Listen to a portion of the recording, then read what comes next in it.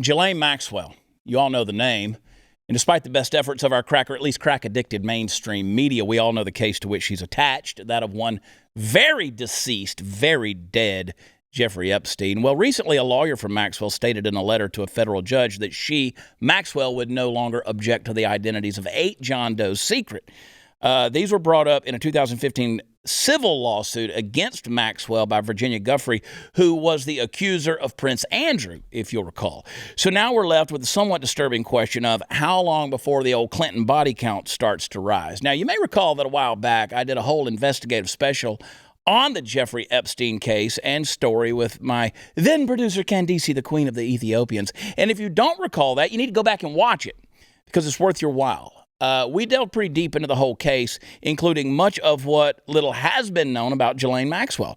When she was finally caught, she clammed up pretty quickly about the number of people who had been involved in the case, and because of the mainstream media has avoided this like the plague, ironically choosing mostly to talk about the plague. Let me just state clearly for the record what we're talking about when we say John Doe's. We're talking about 8 men who allegedly had sex with underage girls. I call that rape based on their association with Maxwell and Epstein. I say allegedly for legal reasons. I think we can all agree to the necessity of a little legal jargon here. On the other hand, they probably did it. So now here we are, and it seems like the giant Jenga tower is only 1 or 2 blocks from it all coming tumbling down. What's going to happen? Maxwell has thus far managed to avoid slipping on a banana peel and falling onto a well-placed railroad spike, but the year is young. Honestly, I think it's possible that the only reason she's still alive at all is that it would strain credulity just past the point of breaking if she were to wind up dead in her cell from having been suicided. But on the other hand, the people who have an interest in making sure that no more information comes to light than already has have to do something, right? I mean, every John that she's about to name is a potential witness against the other Johns. And that ain't good if you, for example, rode around in Epstein's plane a couple dozen times and dismissed your Secret Service detail when you did it. Just for an example, I don't have anyone specific in mind. Well, yes, I do. The Clintons might not even be the most dangerous people floating around in this increasingly hot water. You have to imagine that there are a fair number of dudes who find themselves sweating a lot more these days than they used to. That's what happens when stuff like this hangs over your head.